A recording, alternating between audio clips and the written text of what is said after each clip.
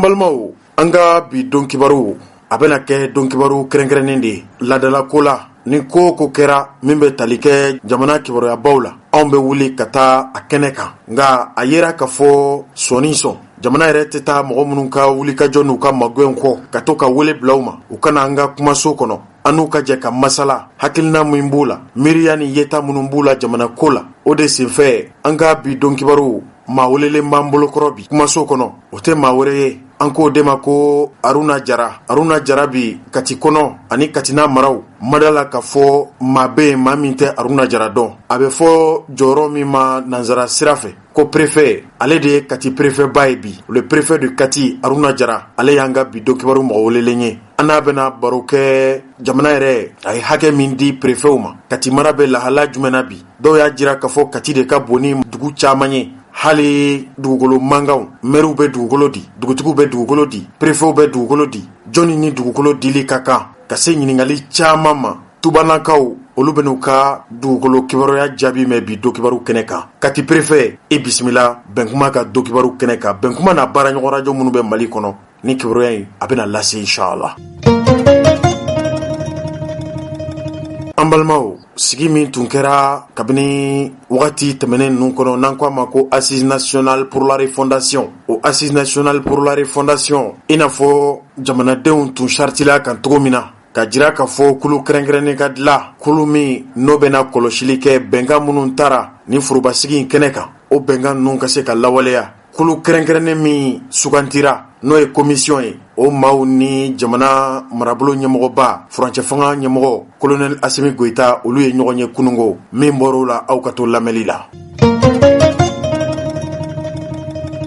An balimaw, aw b'a dɔn ka fɔ Mali ni Côte d'Ivoire jamana bɛn tile tɛ, o de kɛra sabu ye Côte d'Ivoire jamana marabaw olu k'a ɲini Mali jamana ɲɛmɔgɔw fɛ sigi ka fɔ ɲɔgɔn faamu ni hakili jagabɔ o ka bila dusu ɲɛ. O kuma min fɔra, maliden fanba y'a jira ka fɔ an bɛ daku min na bi, n'a y'a sɔrɔ Mali ka nafa ani malidenw ka lakana o sabatili de y'u ninkanko ye. Dɔw y'a jira ka fɔ ni Côte d'Ivoire jamana ka sigi ka kuma, maliden dɔw y'a jira ka fɔ ni sigi ka kuma in tɛna bɛn olu ma, ko maa 49 minnu minɛlen don, ko ninnu kana bila togoya si la tant que sɛgɛsɛgɛliw ma ban, jo sariya tigilamaw ni kiri matarafabaw olu ma kilu ka baara la ka se ka nin ko in tiɲɛ bange kɛnɛ kan. An baara ɲɔgɔn ni an kunnafoni ɲɔgɔn n'o ye Dawuda Buware ye, ale fana bɛna ɲɛfɔli k'a la. Hakilina min b'a fana la ka da nin kibaruya kan, o de la kumaso denbayalen don bi don kibaru kɛnɛ kan.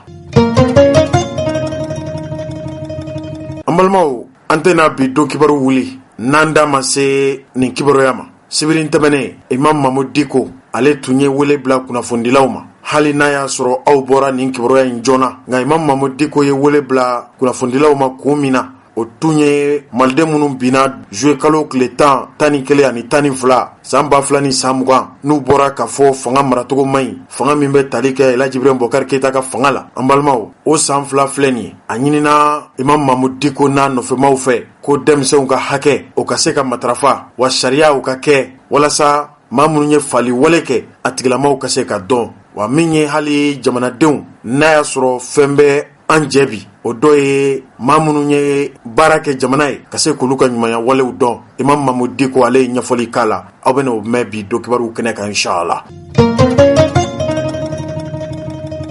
An balimaw, nin de bɛna fara kibaruya caman kan fo ka se waati forili ma. Aw ni anw foyi tɛ aw ma basigi ni lafiya ni hakililatigɛ kɔ ka se ka kunnafoni mɔlen na sanuyalen o maa kɔnɔ bonya ani karama kɔnɔ. Nin ye anw donkan ye inshallah. Liya huwa Allah ma se kelen ye. An balimaw, kunungo kabini misibɔtile waati denmisɛnw ye labɛnw sabati. O labɛnw laɲini wɛrɛ tun t'a la, u yɛrɛw ka ɲɔgɔn dan ni l'école bila waatiw sera walama walanbila minnu bɛ kilasi 12 na walasa u ka sanfɛ kalanso o sɔrɔli u ka se ka dankɛnɛmaya ni seereya jɔnjɔn ye fo ka ninnu ɲininka. O ɲininkali a tɛ taa ni sɛgɛsɛgɛli ni labɛnw tɛ. O sɛgɛsɛgɛli n'o labɛn min bɛ kɛ jamana marabolo ɲɛmaw olu ka wulikajɔ kɔnɔ nin baara in bɛ kɛ san o san denmisɛnw bɛ bɔ Mali dugumisɛn ni dugubaw bɛɛ lajɛlen kɔnɔ ka se ka taa ɲininkali yɔrɔw la. O ɲɔgɔndan min bɛ anw fɛ nin waati la Mali kɔnɔ an k'o de ma ko baccalauréat, damasuruyana dɔw k'a ma ko bac. O ɲɔgɔndan baaraw de tun bɛ senna anw fɛ Mali kɔnɔ. Siraba min bɛ bɔ Bamakɔ k'i kunda Kulikɔrɔ kan n'i sera Itibugu ka kɛ i n'a fɔ i bɛ taa Moribabugu. O Moribabugu sira min bɛ taa Kulikɔrɔ mara la, o siraba kan a jirala k'a fɔ moto taxi bolila dɔ ko a tun bɛ vitesse ba de la. A kɔni ye l'école 3 ɲɔgɔn bɔnɛw nin na. Studio Tamani y'a jira a ka kɔrɔfɔw la ko nin tiɲɛni wale min kɛra a kɛra Moribabugu de. O Moribabugu yɛrɛ min bɛ Kulikɔrɔ siraba gwalakada la, o sɛgɛsɛgɛliw y'a jira k'a fɔ maa o maa tora nin ko la, u ko nin bɛɛ lajɛlen tun ye maaw ye maa minnu bɛ yen ni olu ye cɛbaw ye. Nin fali wale in kɛra kabini misibɔtile waati. Sɛgɛsɛgɛliw y'a jira k'a fɔ magwɛn ani dɛmɛ o donna maa taɲanen ninnu ma ka se ka taa n'u ye jamana yɛrɛ ka foroba kɛnɛyaso min bɛ yen n'an ko a ma ko hôpital Gabriel Touré n'o bɛ Bamakɔ. Ninnu magwɛnna ni protection civile maaw ka dɛmɛ de ka bɔ Moribabugu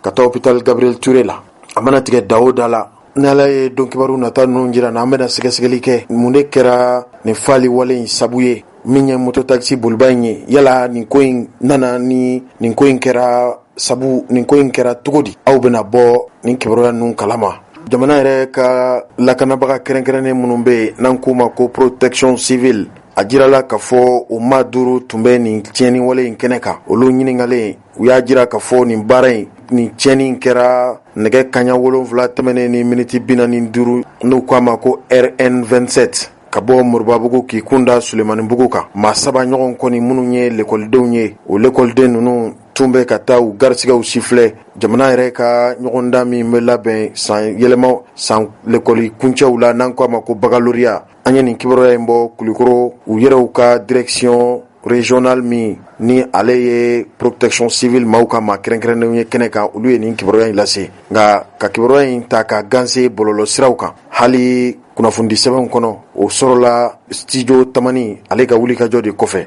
An balimaw, ɲɔgɔn kunbɛn dɔ tun labɛnna Mali kɔnɔ maa minnu hakili b'a la. An balimaw, min ye Mali jamana ɲɛmɔgɔw ye kɛrɛnkɛrɛnnenya la furancɛ fanga o ɲɛmɔgɔba ale yɛrɛ bɛ cakɛyɔrɔ min na n'an ko a ma ko présidence de la République du Mali. Olu ye kibaruya bɔ, kibaruya min ni o bɛ tali kɛ furancɛ fanga ɲɛmɔgɔba ale kunkan ko kibaruya la. A jirala k'a fɔ kununko tarata juillet kalo tile 19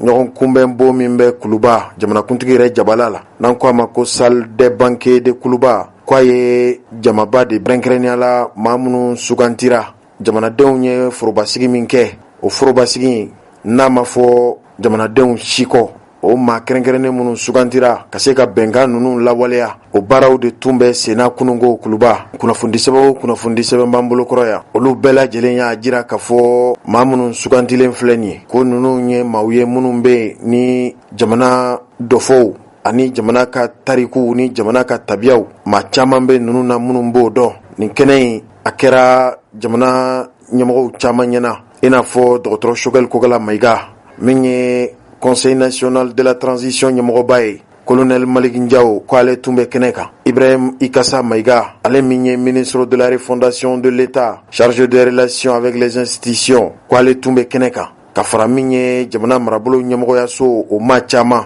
ministrew caman tun bɛ kɛnɛ kan kunun tarata Kuluba. O comité indépendant min sigira ko maaw b'a kɔnɔ maa minnu ye sariya dɔnbagaw ye n'an k'u ma ko juriste, a bɛ fɔ minnu ma ko expert sɛgɛsɛgɛli jɛturaw, olu b'a kɔnɔ. Hali minnu bɛ wele nanzarakan na ko des planificateurs, maaw olu dɔw b'a kɔnɔ, fo ka se jamana yɛrɛ minisiri kɔrɔw ani jamana ka nafaw ani jamana ka sɔrɔ o bɛ se ka yakubaya cogo di, n'an ko olu ma ko diplomate. Ninnu tun bɛ kɛnɛ kan wa kulu in sinsilen don ni maaw de ye. Hali l'école karamɔgɔw b'a la minnu bɛ sɛgɛnlafiɲɛbɔ la, ninnu caman bɛ nin kulu in kɔnɔ. Wa ko ninnu ma suganti u kun fɛ. Jamanakuntigi o ɲininkalen ale ye kuma ta waati min na, colonel Assimi Goïta y'a jira k'a fɔ n'i y'a ye a ye wele bila ninnu kunun tarata ko malidenw ka laɲini de don, malidenw minnu y'a laɲini k'a fɔ jamana in a bɛ lahala min na a ka kan jamana ka bila sira kura kan n'an k'o ma ko refondation. jamana in ka se ka sinsin togoya la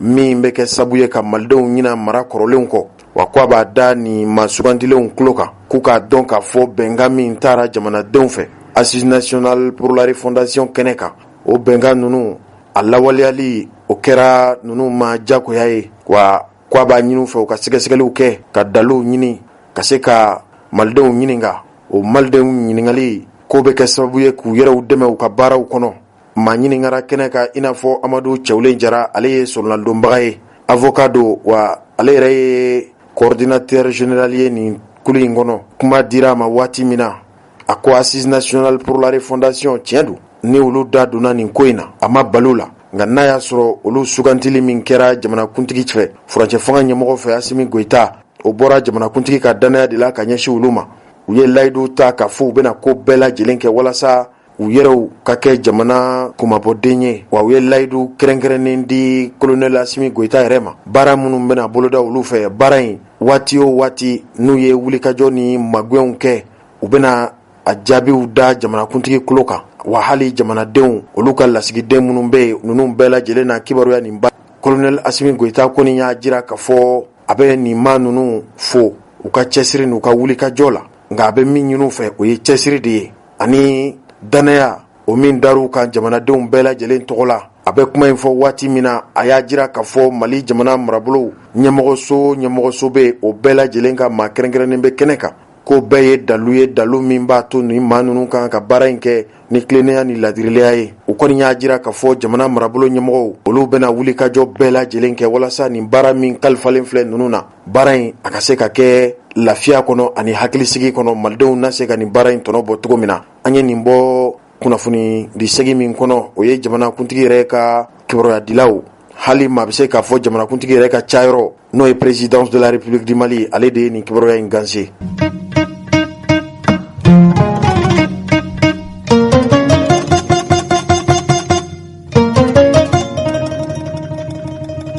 An balimaw, aw b'a dɔn k'a fɔ Mali bɛ dako min na bi, a dogolen tɛ mɔgɔ la. Furukufuruku ani ɲɔgɔn faamuyabaliya o cayara kosɛbɛ Mali jamana ani Côte d'Ivoire jamana. Hali n'a y'a sɔrɔ nin jamana fila ninnu ye sigiɲɔgɔn jamanaw de, jamana minnu bɛ dancɛ bɔ, wa hali badenya sira ani kanuɲɔgɔnya siraw caman bɛ nin jamana fila ninnu ni ɲɔgɔn cɛ. Ko kabini dɔgɔfurancɛ tɛmɛnen, ɲɔgɔn faamuyabaliyaba de bɛ nin jamana ninnu ni ɲɔgɔn cɛ. Ko Côte d'Ivoire sɔrɔdasi maa 49 ɲɔgɔn minɛlen bɛ Mali kɔnɔ yan. Sɛgɛsɛgɛliw kɔfɛ a jirala k'a fɔ Mali jamana marabolo ɲɛmɔgɔw fɛ ko ninnu ye sigalamaw de, sigalama minnu n'u bɛna malidenw papa ka se ka Mali jamana yɛrɛ a tun bɛ ɲagati min kɔnɔ, walima a bɛ ɲagati ni gɛlɛya minnu kɔnɔ ka o gɛlɛya ninnu yɛlɛma ka kɛ jasiranko ye malidenw na. O de senfɛ ɲɔgɔn samaw barika bonyalen bɛ bi Mali jamana ɲɛmɔgɔw ni Côte d'Ivoire jamana ɲɛmɔgɔw cɛ. O de y'a to Togo jamana o ɲɛmɔgɔba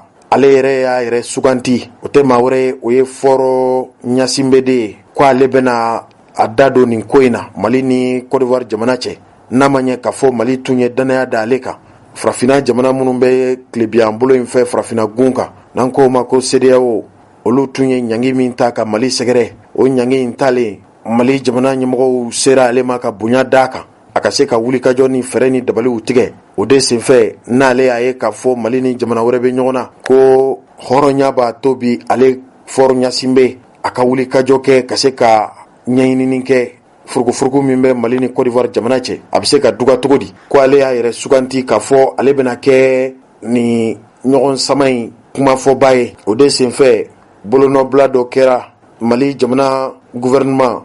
ko yala maaw hakili b'a la wa. Bolonɔbila min kɛra juin kalo tile 18 ma Mali jamana marabolo olu ka kulu n'o ye gouvernement ye ani Togo jamana cɛ, ko o bolonɔbila min kɛra o de y'a to bi ale bɛ nin sen don nin ko in na. Ko a b'a ɲini Mali jamana marabolo ɲɛmɔgɔw fɛ ko ka nin ko in lajɛ ni hakili ye, togoya min na sɔrɔdasi 49 min minɛla n'olu minɛlen bɛ Bamako Mali faaba la, olu ka se ka bila cogo min na ka sɔrɔ a ma kɛ gɛlɛya ye ka ɲɛsin Mali jamana ma, hali Mali ɲɛmɔgɔw yɛrɛ. An ye nin bɔ kunnafoni di sɛbɛn min kɔnɔ an k'o de ma ko agence ECOFI. Kibaruya in lasera Robert Duseyi o de fɛ. Ka kɛɲɛ ni Mali ni Côte d'Ivoire jamana ka furukufuruku ye. Musa Mara ye mɔgɔ min n'a ye jɔyɔrɔbaw kɛ jamana in kɔnɔ, min ye jamana yɛrɛ marabolo ɲɛmɔgɔbaya ye a y'o kɛ, min ye wasadenya ye a y'o kɛ, min ye hali mɛriya ye a y'o kɛ Mali kɔnɔ yan. Mada la k'a fɔ maliden bɛ maliden bi min tɛ Musa Mara dɔn. O Musa Mara in hali kuma dɔ la ni maliden dɔw y'a jira k'a fɔ politikimaw olu sera daden ye ten. N'i y'a ye jamana bɛ nin gɛlɛya in kɔnɔ, maa wɛrɛ tɛ, politikimaw nɔ b'a la, wa politikimaw olu ka kɔnɔna juguya o sen bɛ Mali ka coroni na. Bamananw b'a fɔ cogo min na ko nin bɛɛ bɛ bɔ minfɛn na, tɔ bɛ to. Musa Mara n'a ka denmisɛnniya, hali n'a y'a sɔrɔ cɛkɔrɔba ni musokɔrɔbaw aw caman den don, a n'a ka faamu n'a ka dɔnniya, a ma dan nin kibaruya in lamɛnli ma, a bɔra, a ye hakilina ni miiriya minnu fɔ. Ale yɛrɛ fɛla ye min ye, n'a ma ɲɛ k'a fɔ jamana mɔgɔbaw ni ko bi k'i bɛ olu fɔ a dɔ la i na Musa Mara fɔ, a fana y'a fɛla n'a hakilina fɔ min bɛ se ka kɛ sababu ye ka bɛnkan, min bɛ se ka kɛ sababu ye ka bɛn ani furukufuruku ka se k'o duga ka bɔ Mali ni Côte d'Ivoire jamana cɛ. An ka fara ɲɔgɔn kan bi Dokibaru kɛnɛ kan. Musa Mara ye min fɔ, an k'o lamɛn. A bɛ ka an ka kamana gan o jira. A bɛ na kɛ ka sira ta sira min an bɛ bilasirali kuma dɔw fɔ an ka jamana ɲɛmaaw ye. Anw ka faamuyali la, anw ka ɲɛmaaya a b'a kɛ wajibi ye an kan. Tuma ni tuma n'an y'a ye gɛlɛya dɔw bɛ ka bɔ jamana kɔnɔ, an ka hakilinata di, an ka bilasirali kumaw fɔ minnu bɛ se ka na ni dilanni bi ani sini. Aw bɛɛ b'a dɔn juin tɛmɛnen baara caman kɛra jamana ɲɛmaaw fɛ min y'a yira jamana kɔnɔdenw la an bɛ ka sira dɔw ta, mɔgɔw bɛ k'u bolo dɔn ɲɔgɔn ma ka don da kelen fɛ ka bɔ da kelen fɛ, a bɛ ka sabati. O baara kun nana cɛ. Gɛrɛntɛ minnu tun bɛ jamana kan, o gɛrɛntɛ ninnu wulila mois de juillet daminɛ la. O kɔfɛ an bɛɛ ko a bɛ komi jamana bɛna don tuma la, tuma min bɛna kɛ basigi bɛn ani karama kɔnɔ an n'an dafɛ jamanaw ani diɲɛ jamanaw ni ɲɔgɔn cɛ. Nka dɔgɔkun tɛmɛnen ani tile 10 tɛmɛnen an ye waleya dɔw ye, an ye kunnafoni dɔw sɔrɔ mun y'an kamana gan dɔɔni. O de la an kan ko an bɛ kuma ka ko dɔw kunbɛn, ka tanga kɛ tiɲɛni dɔw kana kɛ. An b'a dɔn an bɛɛ ka sigi o kan, o ye tiɲɛ ye, maa min tɛ se ka o contester. Jamana in gɛlɛyaw b'an kan, doniw b'an kunna, bi an fanga tɛ se doni minnu kɔrɔ. Maliyɛn bɛɛ b'a dɔn bi, o ye diɲɛ yɛrɛ bɛɛ ye. Diɲɛ gɛlɛyalen don bi, dayirimɛ sɔngɔw ka gɛlɛn, fɛn bɛɛ sɔngɔ ka gɛlɛn. Jamanaw kan ka fɛɛrɛ tigɛ pour que k'o sɔngɔ ninnu nɔgɔya, mais o bɛ kɛ ni musaka de ye dɛ. N'i y'a ye anw ka essence sɔngɔ caman farala kan, alors que ka kɔrɔ gouvernement tun bɛ dɔɔnin bɔ a la, o y'a ye moyen de ma sɔrɔ gouvernement fan fɛ ka se ka o sɔngɔ gɛlɛya in ka dɔɔnin b'o la. Fɛn bɛɛ gɛlɛyalen don, an b'o dɔn. Wa sini ma sinikɛnɛ ma k'a fɔ ko bɛ sigi kɔ, ne ma d'o la, o ye gɛlɛya dɔ ye jamana kan. A gɛlɛya filanan ye min ye, o ye an ma nɔgɔ sɔrɔ ɲinan ka di an ka cikɛlaw bɛɛ ma, an bɛɛ b'o dɔn. Ci bɛ na bange min na, sɔrɔ min bɛ na bɔ ci la ɲinan, a tɛna kɛ komi san tɔw. O ye kɔngɔ sira donnen an kɔrɔ. Mɔgɔw b'a a jate minɛ. Maliyɔn miliyɔn 4 fo 5 kɔngɔ bɛ na olu dɛsɛ, olu mago bɛ dɛmɛ la. O ye gɛlɛya ko ye an kan. Gɛlɛya wɛrɛ ye mun ye?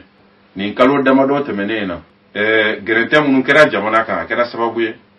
juru caman bɛ u ma sara. Mali baarakɛlaw minnu ni gouvernement bɛ baara kɛ, olu ka juru caman bɛ gouvernement na. Kɔfɛla fɛnɛ na juru caman bɛ. Miliyari 100 yirika, o juru ka ca ni o ye. O ye gɛrɛntɛ dɔ ye. Gɛrɛntɛ wɛrɛ ye mun ye? An ka sɛnikaw, olu caman kɛlen bɛ bi alhamdulillah k'u basigi u ma fɛn fɔ. Mais donna nataw la, o garanti tɛ maa bolo dɛ. Kɛrɛnkɛrɛnnenya la, ni fɛnw sɔngɔ gɛlɛyara, sɛnikaw bɛna se ka wuli, u ka laɲiniw ka caya, o fɛnɛ bɛ se ka kɛ gɛrɛntɛ ye jamana ma. Gɛrɛntɛ wɛrɛ ye mun ye? An ka lakana kɔlɔsibaw ani an ka finitigiw, olu mago bɛ dɛmɛ min na, o ye musakaba de. Wa don o don an kan k'o musaka bila sen kan, bawo olu jɔyɔrɔ ye min ye jamana kɔnɔ, an bɛɛ b'o dɔn.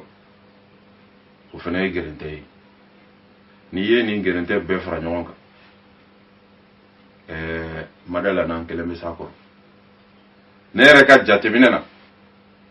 miliyari 1000 fo ka taa miliyari 1000 ni dɔ Mali mago b'o la nin kalo 1, kalo 2, kalo 3 nata la. An dun b'a dɔn depuis san caman, an mago bɛ musakaba minnu na, a bɛɛ bɛ bɔ kɔfɛ. Bawo jamana man giri ka se an mago bɛ min na a ma so ma fɔlɔ anw mago bɛ kɔfɛla la ni anw ni kɔfɛla ma bɛn a bɛ gɛlɛya dɛ an ka ɲɛmaaw yɛrɛ y'a fɔ Nations Unies na nin y'a kalo kelen ko kɔfɛmɔgɔw kana an dɛmɛ ni aw yɛrɛ y'o fɔ an ka baara kɛ ani kɔfɛmɔgɔw bɛ se ka bɛn cogoya min o de la ne ko n b'a ɲini ɲɛmaaw fɛ fɛn dɔw bɛ a ka di i ye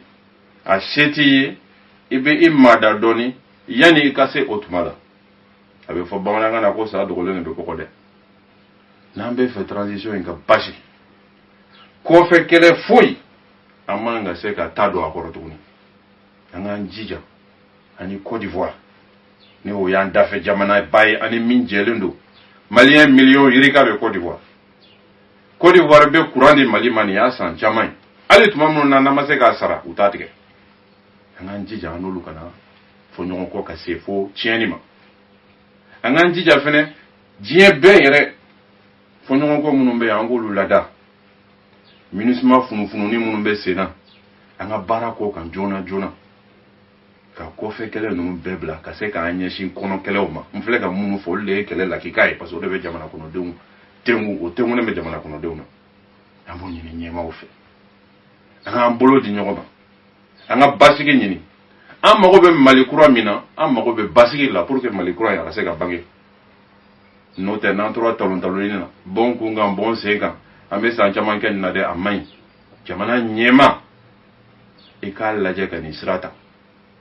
anw b'a ɲini sini ma sinikɛnɛ ma maliyɛnw k'u disi gosi n'e ka bi ɲɛmaya ye n'o ye transition ɲɛmaya ye nka a b'a ɲini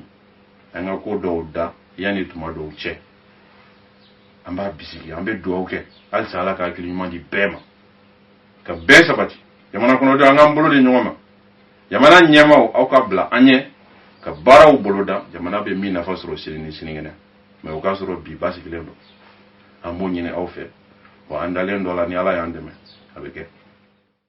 An balimaw nin tun ye Musa Mara ye nin tɛmɛnen kɔfɛ i n'a fɔ an y'a fɔ aw ye cogo min na dokibaru daminɛ la k'a fɔ an baaraɲɔgɔn Dawuda Bɔre ale b'an fɛ kumaso kɔnɔ yan an ka ɲininkaliw bena s'a ma a fana ye faamuyali min kɛ n'a ma ɲɛ k'a fɔ Fɔr Ɲasinbe n'o ye Togo jamana ɲɛmɔgɔba ye ale y'i sen don a la min ye Mali yɛrɛ politiki kɛnɛ jɛturaw ye olu fana bɛ ka bɔ bɛn ani ɲɔgɔn faamu bɛ se ka kɛ nin ko in na cogo di fo ka se an ka jamana furancɛ fanga ɲɛmɔgɔba Asimi Goita a fana nana dantigɛli kɛ yala hakilina jumɛnw bɛ Dawuda Bɔre yɛrɛ la ka da nin kɔrɔfɔ ninnu kan yani an ka maa bisimilalen bi dokibaru kɛnɛ kan n'o ye Haruna Jara Kati préfet an ka ale bisimila barosigi kɛrɛnkɛrɛnnen an bɛn'o lasaw ma bi Dawuda Bɔre an b'i fo k'i waleɲuman dɔn ye seli min kɛ dokibaru kɛnɛ kan cɛkɔrɔba ni musokɔrɔbaw olu kulo b'i la hakilina jumɛn b'i la ka tali kɛ bɛn min bɛ ka ɲini bi Mali jamana ni Côte d'Ivoire jamana ni ɲɔgɔn cɛ. Ok, Jali an b'i fo k'i waleɲuman dɔn n'i ye kuma di kan an fɛnɛ ta fɔ o yɔrɔ la jamana ko la an y'a ye k'a fɔ sɔrɔdasi minnu ni olu minɛna aéroport kɛnɛ kan a yɛrɛ k'a fɔ sɛgɛsɛgɛliw kɔfɛ ni gouvernement ye déclaration min k'a fɔ ko mɔgɔ n'u nana nacogo la nacogo min ni papier min b'u bolo papier jɛlen tɛ mais an b'a ye bɔlɔlɔw sanfɛ tuguni mɔgɔw b'a fɔ ko mɔgɔ dɔw k'u ka faga dɔw k'u ka kɛta mais an b'a fɔ o mɔgɔw ye k'u ka sabali ko jamana Mali ye jamana ye hakilima jamana de don Mali tɛ jamana min bɛ hakili bila dusu ɲɛ Mali ye jamana ye an bɛnbaw ye hakili de sɔrɔ k'a fɔ an ka jɛ ka jamana in construire ni hakili ni bɛɛ ani kelenya ye an bɛ jamana ye déclaration min k'a fɔ ko ka fɛn ninnu don justice ka bolo kan an ka to jamana ɲɛmɔgɔw kɔ an ka to justice ka bolo kan ko ka baara kɛ mais an y'a ye fana k'a fɔ bi communiqué bi a yirala k'a fɔ tuguni ko mɔgɔ ninnu bɛna bila Bamakɔ cour d'appel procureur général ka bolo kan ale bɛna fɛn dɔ wuli enquête wuli walasa ka nɔgɔ bɛ ko in bɛɛ ɲɛfɛ bon ni Togo président ye nana kɛ médiation ye an b'a fɔ nin kɛnɛ kan ka da kan CEDEAO ka sanction kɔnɔna la ale de kɛra mɔgɔ ye mɔgɔ min wulila walasa ka na ni n'a tila tuguni k'a sen don nin ko la ne b'a dɔn diplomasi kunda ɲɛ bɛ sɔrɔ baara in na baara in bɛ sɔrɔ ni hakili ye mais an kana dusu bila hakili ye Mali bɛ yɔrɔ min na bi an b'a dɔn k'a fɔ ko in bɛ ka gɛlɛn ka se niveau min na bi a ka gɛlɛn cogo min na bi n'o ye sécurité ta fanfɛla ye an b'a dɔn k'a fɔ an bɔra embargo la embargo levé wula ni accélération de ye parce que a accéléré la au contraire la kun kan ka taa par étape de kan embargo wuli dɔɔni mais embargo wulila mɔgɔw donna fan bɛɛ bon c'est pourquoi pas an se ka fɔ n'anga sɔrɔsiw ka vigilante tɛ ninnu kun bɛ don kosɛbɛ mɔgɔ si kun t'a dɔn u bɛna minnu kɛ an y'a ye k'a fɔ tuguni ko mɔgɔ ninnu b'u ka rotation sabanan naaninan duurunan fo wɔɔrɔnan fo wolonfila an y'o kuma mɛn mais pourquoi ni incidence nana bi an m'an yɛrɛ ɲininka o la an m'an yɛrɛ ɲininka ka da mun kan o kun bɛna na cogo min na ka kɔrɔ Mali gouvernement y'a yira k'a fɔ mɔgɔ kuraw de bɛ jamana kunna bi hakilila kuraw de bi o la o hakilila kura ye mun ye mɔgɔ si tɛ dɔ Mali kɔnɔ bi ni procréation ye k'i bɛna kɛlɛ kɛ jamu bɛ Mali tɔgɔ la n'i bɛna i kana ni papier ye papier min b'a yira k'a fɔ ko i nakun dɔnnen don Mali kɔnɔ an b'an ka autorités fo u ye communiqué dɔ kɛ o don o b'a yira k'a fɔ ko ministre des affaires étrangères a ka kuma kɔnɔna na ko ministre ka rotation ka suspend mais u bɛ fɛ u n'u ka sigi ka kuma u bɛ fɛ k'a dɔn ko mɔgɔ fɛn sɔrɔsi fɛn o fɛn bɛ Mali dugukolo kan a bɛɛ a lisi u ka ordre de mission u nana kun min na jamana in kɔnɔ ko a bɛɛ ka ɲɛfɔ a ka dɔn jamana jumɛn ni jamana jumɛn de bɛ yan an y'a mɛn tout récemment ko Égypte bɛ yan ni ye maliyɛn caman ɲini u t'a dɔn ko Égypte yɛrɛ bɛ Mali kɔnɔ mais an b'a dɔn ko Égypte bɛ yan par logiciel k'u b'u appuyer u ka logiciel n'u ka logistique kɔnɔnaw fanfɛlaw la an y'o mɛn bon maintenant fɛn o fɛn bɛ Mali kɔnɔ yan i nana kun min na bɛɛ ka identifier i ka objectif ye min i ka mission ye min ye n'o ɲinina ka dɔn ko ninnu caman bɛ yen nɔ o gɛlɛyaba caman min bɛ yen o caman bɛ bɔ a la an bɛ se ka min fɔ o ye nin wagati in na.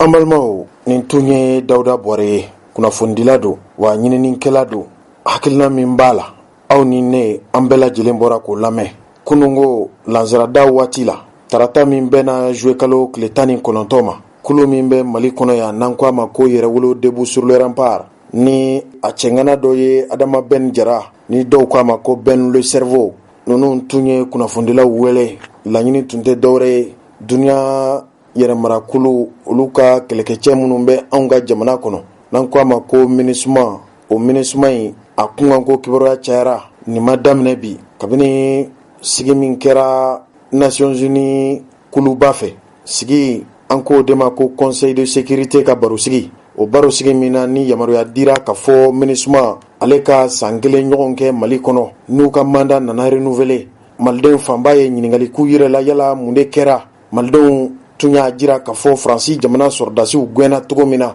MINUSMA sɔrdasiw fana ka gɛn o cogo kelen na k'a ye k'a fɔ MINUSMA ka mandat nana renouveler a kuma cayara kosɛbɛ o kurakurayali min kɛra cɛkɔrɔba ni musokɔrɔbaw Mali denmisɛnnakaw kɛrɛnkɛrɛnnenya la yɛrɛwolo debout sur le rempart maw olu y'a jira k'a fɔ nin ma bɛn olu ma ko laɲini wɛrɛ t'olu fɛ MINUSMA a k'a ka minɛnw cɛ ka bɔ Mali kɔnɔ hali Côte d'Ivoire ni Mali cɛla n'i y'a ye gɛlɛya bɛ yen bi n'i y'a ye gɛlɛya kɛra fo ka se nin yɔrɔ ma kuma dɔ la MINUSMA n'i ye ale ka kɛlɛbɛw bɔ a la tɔ bɛ a dɛn Adama Ben Jara kunungo kunnafonidilaw ɲɛkɔrɔ u yɛrɛ u jabala la a ye dantigɛli kɛ ka kɛɲɛ ni MINUSMA bɛ ka degun min lase malidenw ma u yɛrɛw ka miiri n'u ka faamuya n'u ka jateminɛw kɛra min ye an ka fara ɲɔgɔn kan bi bɛnkuma dɔnkibaru kɛnɛ kan kɛrɛnkɛrɛnnenya la bɛnkuma n'a baara ɲɔgɔn radio minnu bɛ Mali kɔnɔ Adama Ben Jara ye min fɔ o kɔrɔfɔ ninnu filɛ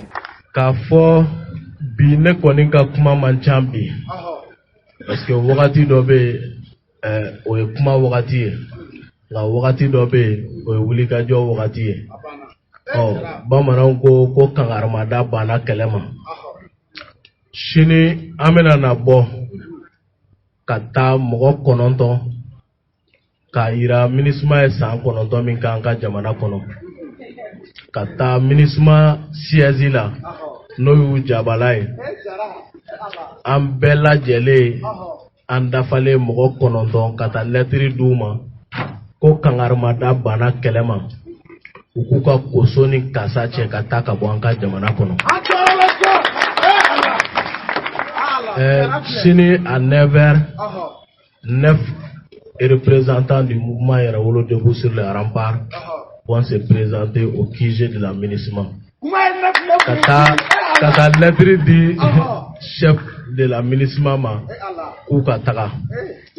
o kɔ ka impléation du président de la transition ma n'o ye Assimi Goïta ye o kɔ ka impléation di président du CNT ma n'o ye Maliki Diaw ye o kɔ ka impléation di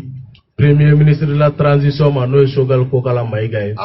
o ko ka ampliation di Nations Unies era ka représentant spécial ma mimbe Bamako kono ya kuka alase jiye bema ka lase Mali nyemoko ma ko kangarmada bana kelema ko ni faso jama ka wele kai kerengereyama ka nyashin bi mauma mamunu nana san konoto an ka jamana kono ko ka population civile bali fagali la ngau nale population civile fagali multipliera olu nana ko ka Mali deme ko ka Mali basigi ngau nale ko Mali ba wulila anta don uye barakele min kan ka jamana kono mais ni tara u yɛrɛ bɛ conférence de presse min kɛ k'u ye baara min kɛ u bɛ min yirila ko an ye courant don an ye ji di dɔw ma forage sonnina an ko aw kɛra SOMAGEP ni EDM ye o si tɛ baasi ye u ko k'u bɛ ɲaman cɛ an ko ɲaman tɛ se ka ɲaman cɛ anw bolo bi MINUSMA yɛrɛ de ye ɲama ye la MINUSMA c'est des ordures olu de ka ɲi ka cɛ ka taa ka bɔ anw ka jamana kɔnɔ o kuma de ye tiɲɛ dɔw bɛna ɲininkali kɛ ko bi k'u ɲɛ bɛ bonnet bleu la n kun na baasi tɛ je porte le bonnet bleu pour sachet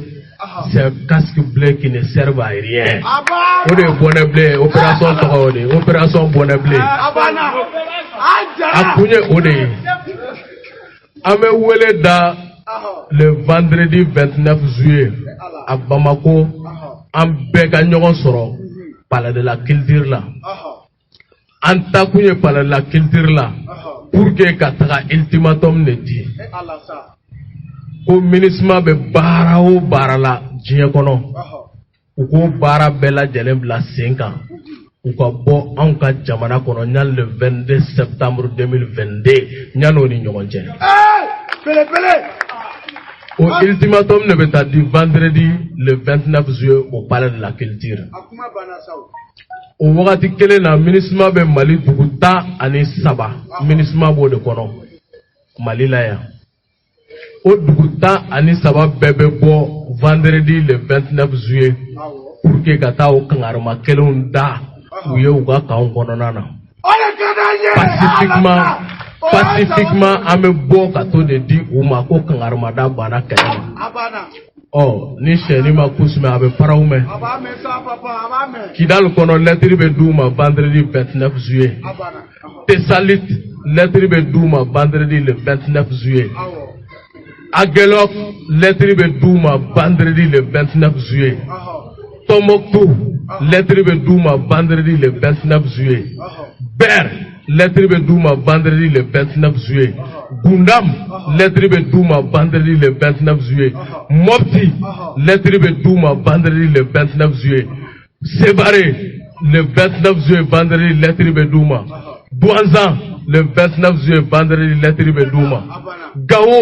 lettre bɛ d'u ma le 29 juillet k'u k'an ka jamana to an ye ɲani 22 septembre cɛ Menaka le 29 juillet lettre bɛ d'u ma k'u k'an ka jamana to an ye o tɛmɛnen kɔfɛ a Gundam lettre bɛ d'u ma vendredi k'u k'an ka jamana to an ye ani Bamako ta bɛ di sini donc u tilalen don nin duguw de ni ɲɔgɔn cɛ pour leur sommet de quitter le territoire malien c'est une exigence du peuple de Modibo Keïta et c'est pas négociable o tɛ négocier o tɛ tɛrɛmɛ donc sira kelen min bɛ Faransi bolo bi k'an ka jamana tisse à travers la MINUSMA ni MINUSMA tɛ u bɛ don yɔrɔ jumɛn fɛ k'an ka jamana ci u b'an ka jamana kɛ tomo ye cogo di ni MINUSMA tɛ u bɛ don yɔrɔ jumɛn fɛ lamaga min bɛ kisɛ na tile 2 la jamana kɔnɔ aw bɛɛ tulo b'a la u kun nana force lankolon baden cɛ k'u to an ka G6 Sahel lɛ force Takula dɛ force MINUSMA nin bɛɛ lajɛlen barikani dɛ nin bɛɛ force lankolon force kirikaraw ka na k'an ka jamana ci f'i yɛrɛ bɛ siran ko tuma an bɛ crise min kɔnɔ o crise kelen de don wa walima crise wɛrɛ de don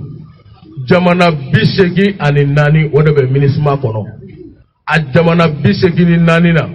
n'a bɔra Iran Turki ani Chine na a tɔ bɛɛ jamana lankolon minnu bɛ Faransi ka baara la contre notre pays an b'o bɛɛ dɔn k'an sigi cogo di k'an yɛrɛ to jugu bolo a k'an ka jamana ci Albert Einstein a dit Ceux qui font le mal ne sont pas les méchants, mais c'est ceux qui regardent sans rien faire qui sont plus pires que ces méchants-là. Ko jugu ma jugu ka ko jugu ko te mo dabali ba me ma nyuma ga mangu ko de nyogon dugu jite anta mangu ka mbalolen to jamais de la vie o kuma dama do de kumene bolo bi wele de be bi kuma mancha ta fo Karl Marx allait définition de révolution ma amena ce mois d'août là nous allons entamer la phase active de la révolution. Comme les Modibo Keïta l'ont décrété le 22 août, la révolution active. Amène à activer ou non fait. Karl Marx dit que la révolution, c'est la transformation de la quantité en qualité. La passation de l'ignorance à la connaissance et l'accession de l'inférieur au supérieur. C'est ça la révolution. Ni révolution de glaning wallahi billahi ta'ala atoko ko manipulation. Maintenant nous sommes dans la révolution active. Engageons en face et si cela doit nous coûter la vie, ben Kabili Mor n'a pas peur de couteau. Ambalmao namanya kafo maliden nyeji bota chaira maldon kadama kashi chaira wati o wati aunga kuma bonunu jamanadenw de bena kanu dama kashi ni dama kashi ninnu tɛ dugukolo ko ye kuma dɔ la u bena fɔ ko jamana cɛsigi dɔ walima jamana marabolo ɲɛmɔgɔ dɔ ko y'a ka se de boli olu kan o de senfɛ anw ye nin kɛ layidu ye ani malidenw ni ɲɔgɔn cɛ a bɛ fɔ ko maa minnu yɛrɛw bɛ tɔɲɔ kɛ hali n'a y'a sɔrɔ kuma dɔ la anw kumakan t'u lasɔrɔ nka maa n'a sɔrɔ u kɛrɛfɛ kɛrɛnkɛrɛnnenya la maa minnu bɛ wele ko conseil spécial min bɛ jamana ɲɛmɔgɔw kɛrɛfɛ hali fanga ka cɛsigi minnu bɛ mali dugumisa ni dugubaw kɔnɔ u ka se ka fantanw ka damakasikanw mɛn o de senfɛ Kati ye yɔrɔ min nani Bamakɔ jɛna bɛɛ o ye kilo 15 de ye o ye ni bɛ bɔ Bamakɔ ka taa Kati nga ni ko i bɛ Kati mara lajɛ bi ne ka dɔɔni na anw ka sɛgɛsɛgɛliw y'a jira ka fɔ Mali dugu ka dɔgɔ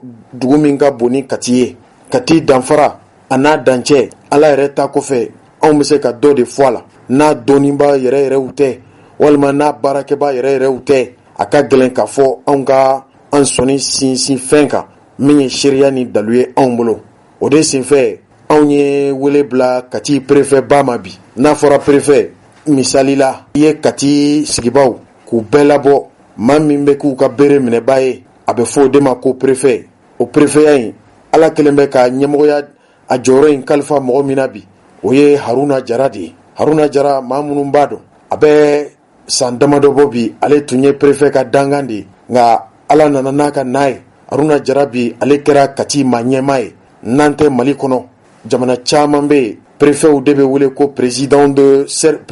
région jamana n'a mara bɛ lasegin jamanadenw yɛrɛw ma an ko min ma ko décentralisation n'a y'a sɔrɔ o yakubayara Mali kɔnɔ Haruna Jara bɛ kɛ i n'a fɔ ale ye Kati jamanakuntigi de ye hali o la nansara sira fɛ préfet ye jamana ka cɛsigi de ye ni Asimi Goyita bɛ fɛ ka ɲininkali kɛ Kati mara la bi yala Kati bɛ lahala jumɛn na Kati bɛ mara cogo di a bɛ maa fɔlɔ min ɲininka o ye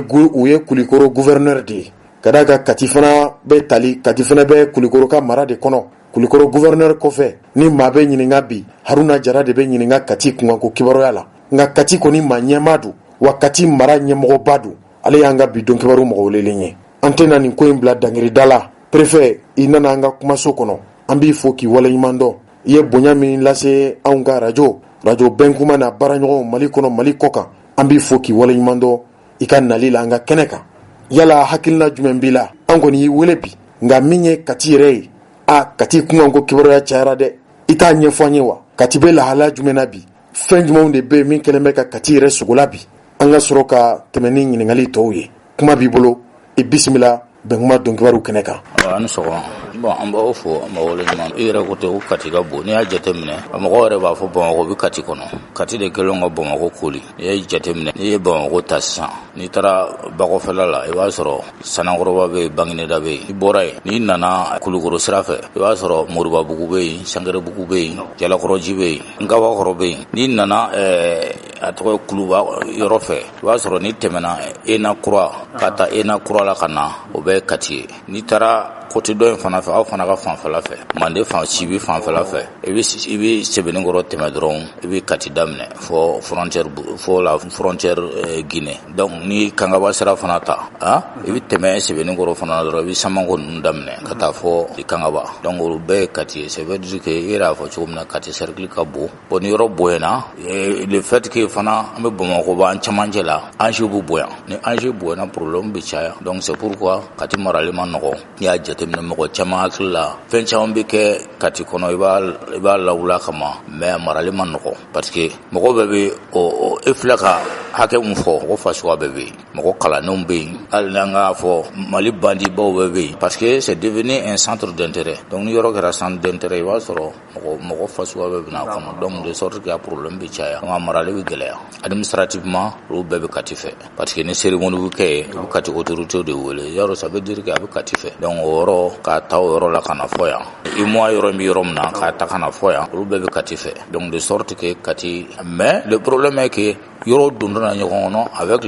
les enjeux les questions d'intérêt ani dugukoloko yɛrɛ nafa mɔgɔw bɛ girin-girin yɔrɔ kan mɔgɔw bɛ yɔrɔ ta sans se référer à k'a fɔ nin bɛ nin fɛ nin tɛ nin fɛ et puis mɔgɔw fana b'u profiter État ye faiblesse fitinin minnu to yen n'o a ma commune dancɛ ko kɛ commune ni ɲɔgɔn cɛ mɔgɔw b'u profiter pour que ka don ɲɔgɔn kun parce que mɔgɔ si tɛ taa dancɛ ko la k'a fɔ nin ye nin dancɛ nin tɛ nin dancɛ donc o gɛlɛyaw de bɛ ka mɔgɔ sɛgɛn dɔɔnin donc sinon généralement yɔrɔ fɛnw dɔnnen don bɛɛ b'u dɔn n bɛ jateminɛ kɛ kɛlɛ man ka k'a la normalement mais malheureusement intérêt ko donna fana e dugukolo kɛra sanu ye bi bɛɛ de b'a kɔ donc de sorte que a kuma ka ca. N bɛna ɲininkali mun las'i ma n'i ye Kati mara ta k'a lajɛ bi i yɛrɛ da sera ma k'a fɔ Kati mara ka bon kosɛbɛ dugukolo ko o bonnakun kan an b'a ye k'a fɔ foro i mana 100 o 100 ta Bamakɔ n'a maraw kɔnɔ a bɛ fɔ k'a bɛ Kati fɛ o foro ninnu fana titiri ko de bɛ fɔ a la bon ni fantanw fana wulila ka u ka dugukolo revendiquer a caman bɛ fɔ ko préfecture b'a kalama titiri ni lieu d'habitation ninnu i t'a danfara fɔ an ye i t'a ɲɛfɔ an ye yan. Bon n'i y'a fɔ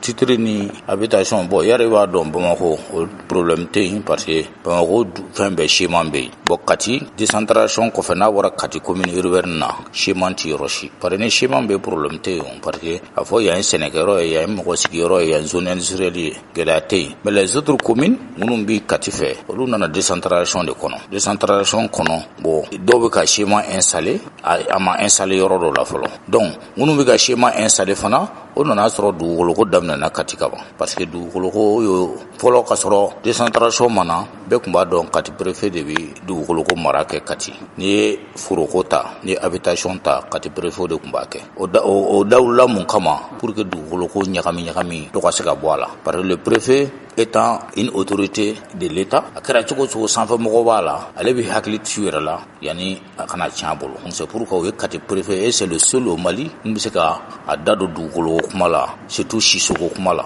o dɔrɔn de bɛ se k'a kɛ donc au décentralisation nanen malheureusement dans les autres domaines santé filɛ o ye compétences transférées même les locaux ont été transférés les gouverneurs en son temps en 2002 acte dɔw ta n'a bɛ fɔ ma décision de dévolution k'a di communes ma dɔgɔtɔrɔso bɛ commune fɛn o fɛn ka territoire kan ou bien école bɛ commune fɛn o fɛn ka territoire kan o y'a écolosow a classes ni fɛnw o y'a bɛɛ d'u ma mais malheureusement foncier a baara ma se ka kɛ donc les communes qui ont été créées Bamakɔ da fɛ ni Kati cercle kɔnɔ dévolution ma se ka k'u fɛ yen donc ni dévolution ma kɛ ça veut dire que a archives a n'a fɛnw bɛ halisa o bɛ Kati préfet de ka mara la donc n'o bɛ Kati préfet ka mara la a gestion bɛ Kati préfet de bolo mais l'État a ma se k'a kɛ a wagati la parce que c'est un problème très complexe et puis c'est complexe et puis a bɛ temps ta et puis a ko ka bon kojugu donc o tora yen donc pour moi il faut s'organiser autour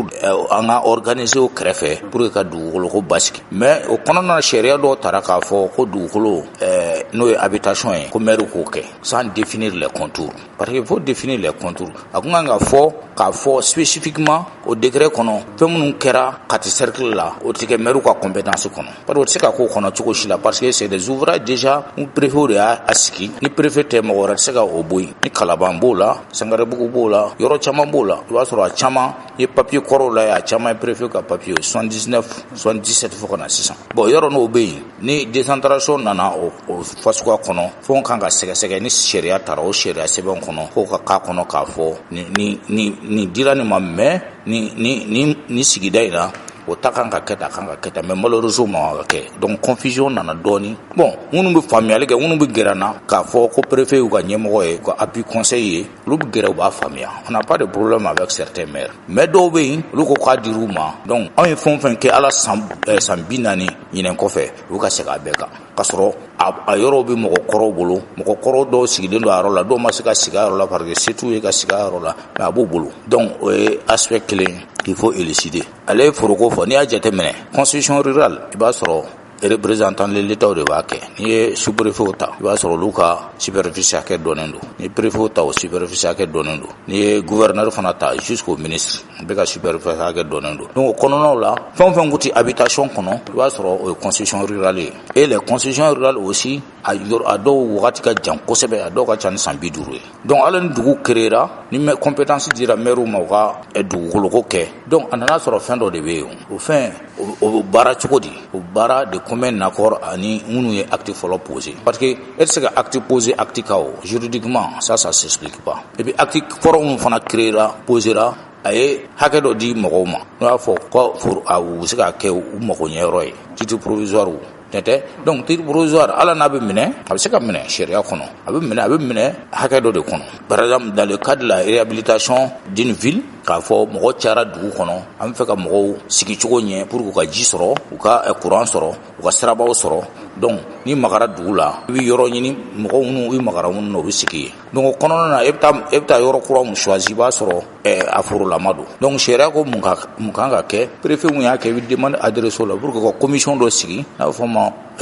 une commission d'enquête foncière pour ka jateminɛ mɔgɔ minnu sigilen don mɔgɔ joli don mɔgɔ minnu sigilen don u sigilen don cogo di mɔgɔ minnu sigilen don est-ce que baarakɛyɔrɔ la ma baarakɛyɔrɔ la pour que k'o jate dɔn parce que spécificité dɔ bɛ mɔgɔw t'o dɔn ni e constitution rurale b'e bolo n'o y'a sɔrɔ e ye baara k'a la ka se niveau dɔ la n'a fɔra dɔ kan ka segin e ma ne ka baara yɛrɛ valeur ka ca n'o ye est-ce que nafa b'o la tugun donc o bɛ kɛ gɛlɛya dɔ ye donc o kɔnɔna na fo baaraw fana kan ka kɛ mais généralement an y'a ye o baaraw fana tɛ kɛ a kɛcogo la ten kosɛbɛ généralement mɔgɔw bɛ réhabilitation kɛ souvent u ti cercle sen don a la kosɛbɛ donc n'o ma kɛ baaraw bɛ gɛlɛya après c'est des problèmes de droit qui vont surgir bon n'o dun kɛra ne fɛ hakɛ dɔ bɛ n bolo nin fana fɛ ale hakɛ dɔ sɔrɔ donc ils vont se retrouver devant la justice donc en ce moment e mun y'a di tugun a n'a bɔra mun bolo aw si se ka maîtriser tuguni an bɛɛ bɛ to sariya kɔfɛ donc o gɛlɛyaba de bɛ yen donc gɛlɛya sabanan n'i y'o ta n'a y'o fɔ n'o ye titre foncier ye titre foncier yɔrɔ bɛɛ kɔni b'a dɔn n'o fana bɛ créer commission dɔ de kɔnɔ n'a bɛ fɔ o ma toujours commission d'enquête foncière o kun ye mun ye pour que bɛɛ sen don a la k'a lajɛ titre bɛ créer yɔrɔ min na ni a tɛ se mɔgɔ ka magoɲɛyɔrɔ ma ni misali di n'i ye titre créer sisan a kan ka jateminɛ yɔrɔ jumɛn y'a ka foro ye a bɛ balo yɔrɔ min na yɔrɔ jumɛn y'a ka tɛnɛma yɔrɔ ye parce que yɔrɔ an ka burusi kɔnɔna na tɛnɛma yɔrɔ de bɛ yen bon sariya kan k'o jateminɛ pour que olu kana se ka kɛ titre kɔnɔ bon généralement fɔlɔ titre caman tara o jateminɛw ma kɛ kosɛbɛ parce que mɔgɔ mina da maga la mɔgɔ bɛ ɲinɛ fɛn dɔ kɔ mɔgɔ bɛ domaine fana ye jamana baarakɛyɔrɔ dɔ de ye o a bɛ dɔ ka mara de kɔnɔ n'o ye préfet ye o donc domaine tɛ se ka normalement domaine man ka baara foyi kɛ k'a sɔrɔ a m'o o baara sɛmɛ préfet ka yamaruya d'a ma k'o baara kɛ o man ka kɛ o mais généralement c'est qu'on constate o de bɛ kɛ kosɛbɛ o de bɛ ka baara in gɛlɛya kosɛbɛ parce que olu y'a jateminɛ k'a kɛ komi autonomie dɔɔni b'u bolo or ni bɛ baara o baara kɛ jamana ye coordination de ye a komi jamana ɲɛmɔgɔ bɛ yen ministre bɛɛ bɛ yen e ma conseil des ministres bɛ kɛ c'est pour permettre au président de prendre les grandes orientations de l'État tiɲɛ tɛ donc baara bɛ tourner mɔgɔ dɔ de kɛrɛfɛ o de bɛ impulsion di baaraw ma pour que baara ka se ka kɛ faamuyali kɔnɔ baara ka se ka kɛ bɛn kɔnɔ baara ka se ka kɛ a ka maîtriser bon n'o bɔra baara la dɔrɔn a bɛ jɛngɛn donc en un moment même il faut le reconnaître sisan ordre caman bɛ ka don a la mais avant titre caman créera o cogo de la c'est pourquoi aujourd'hui beaucoup de villages contestent les titres mun do parce que a ma créé ka mɔgɔ sen don a la donc ni mɔgɔ sen ma don a la dugukolo ko nafa bɛ cogo min na bi mɔgɔ bɛ muruti donc c'est ce qu'on est en train de gérer aujourd'hui an bɛ ka gérer an ka cogoya la pour que a ko ka se ka maîtriser a dira minnu ma olu ka se k'u ka hakɛw sɔrɔ a minɛna minnu na a fana ka lajɛ sariya ɲɛ kɔrɔ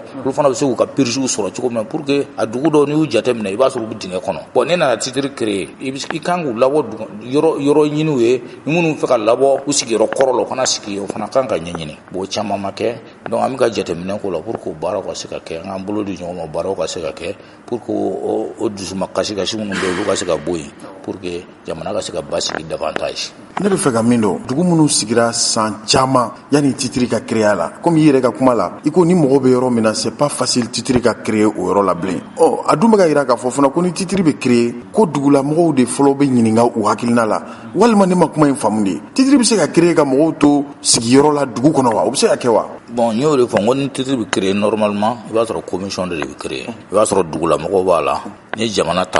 service technique bɛ yen parce que i bɛ taa titiri créer yɔrɔ min i b'a sɔrɔ an bɔra sisan construction rural ko ani habitation ko la ni cercle b'o kɛ a bɛ se ka kɛ cercle baara kɔrɔ dɔw kɛ donc olu bɛɛ de kan ka jate minɛ ni minnu bɛ se ka retirer ka bɔ yen o bɛ bɔ yen ka o tigiw purger o bɛ kɛ mais généralement n y'o de fɔ fɔlɔ généralement baara de tun tɛ o commission de tun tɛ sigi sinon bɛɛ sen kan ka don a la dugulamɔgɔw dugutigi n'a ka conseil olu bɛ sen bɛ don a la olu de ye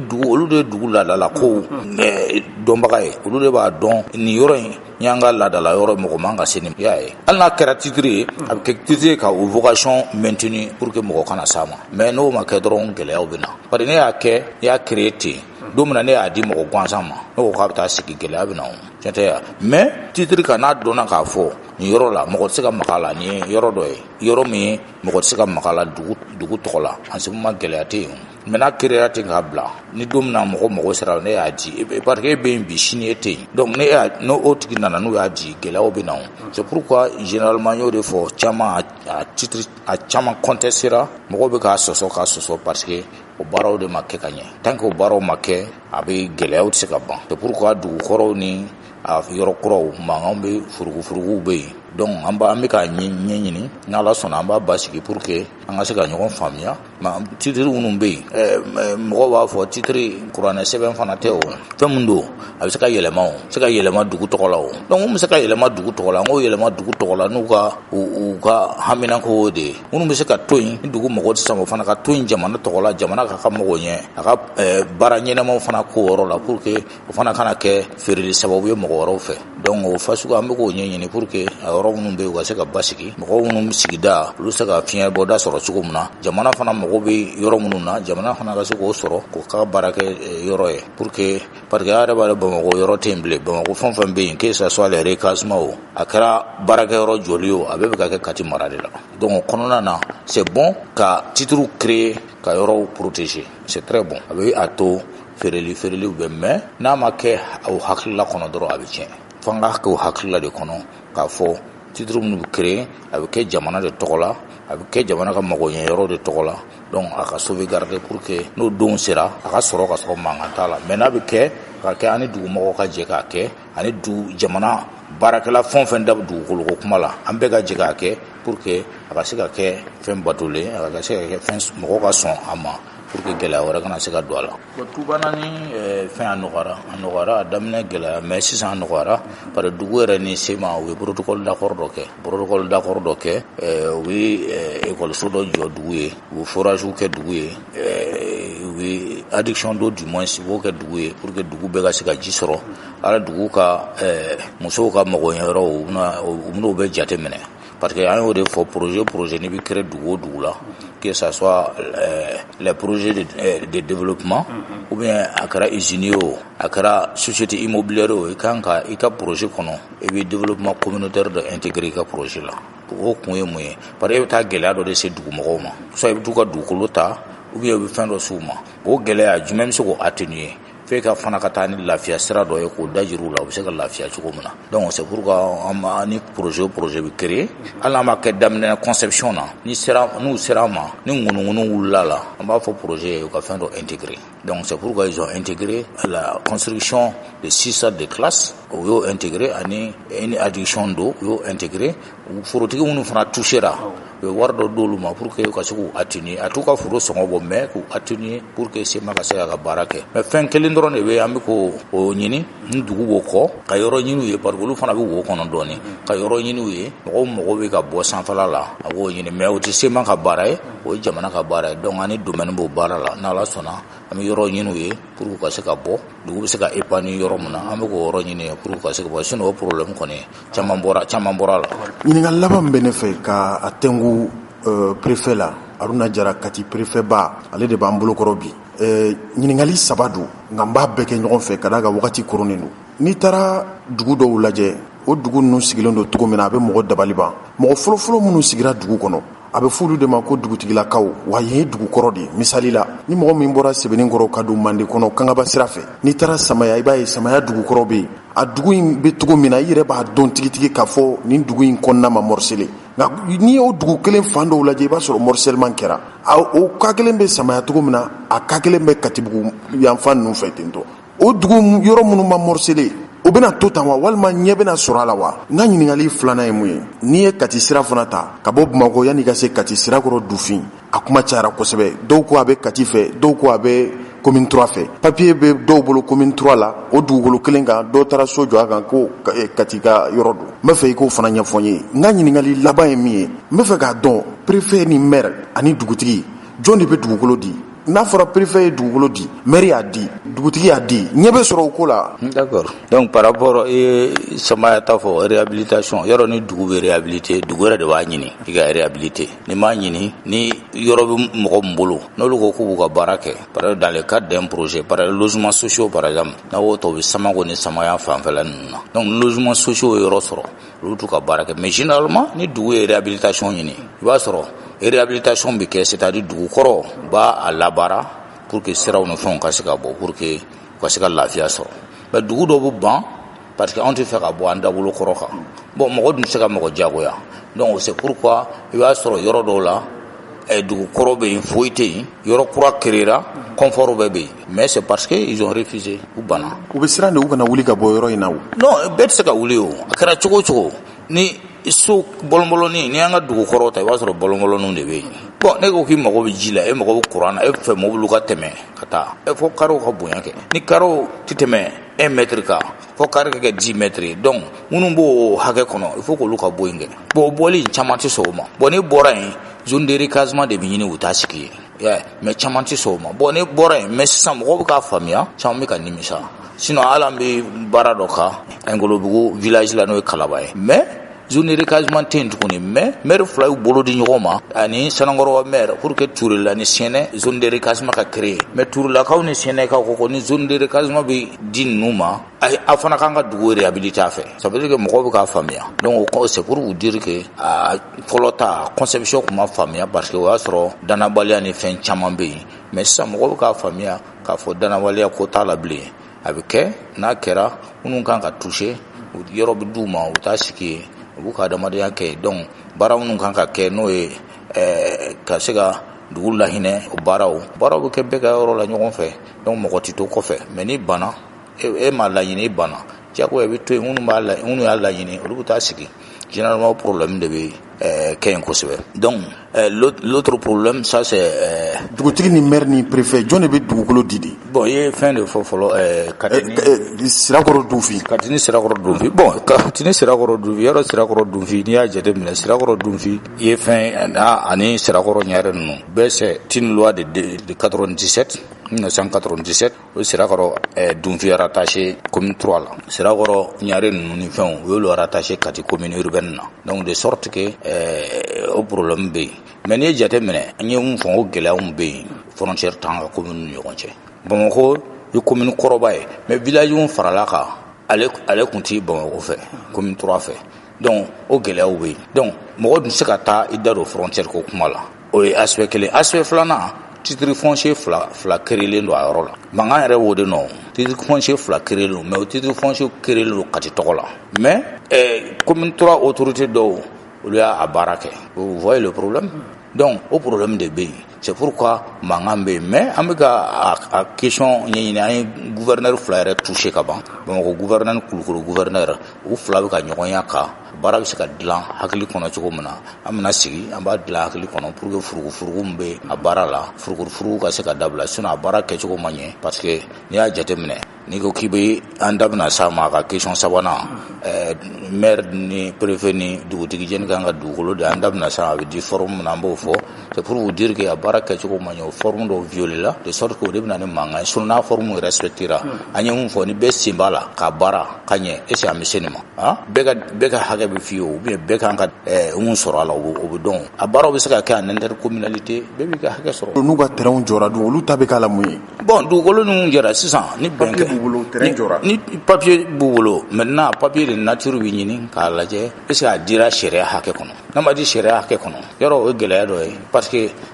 ni maire mun y'a di est ce que a ye projet mun kɛ a ye projet de morcellement mun kɛ est ce que a projet approuvera n'a ma approuvé yɔrɔ ça veut dire que sariya sɔsɔra yɔrɔ dɔ la donc o gɛlɛyaw bɛ se ka kɛ mais comme a bɛ sanfɛmɔgɔw bolo ni ala sɔnna n'an sigira k'a fɔ ala minnu ye so jɔ u bɛ se ka épargner cogo u bɛ épargner ni papier mun bɛ régulariser ka d'u ma papier bɛ se ka régulariser ka d'u ma pour que ka t'u ka hakɛ kɔnɔ a kana kɛ gɛlɛya u ma parce que minnu y'a sɔrɔ olu nɔ tɛ o i y'a ye parce que e mun bɛ so jɔ a bɛ d'i ma i pressé-len ka so jɔ soit ka bɔ situation gɛlɛman dɔ la donc n'a dir'i ma i bɛ so jɔ mais e m'a lawuli ka i tugu k'a kɛ parce que a dir'i ma donc o gɛlɛya o bɛɛ bɛ jateminɛ baara kɔnɔ pour que an kana bin mɔgɔw ninnu kan a ka se ka kɛ hakili kɔnɔ pour que ko ka se ka nɔgɔya mankan furugu ka se ka ban commune ni ɲɔgɔn cɛ n'ala sɔnna an b'a baara la donc question sabanan ni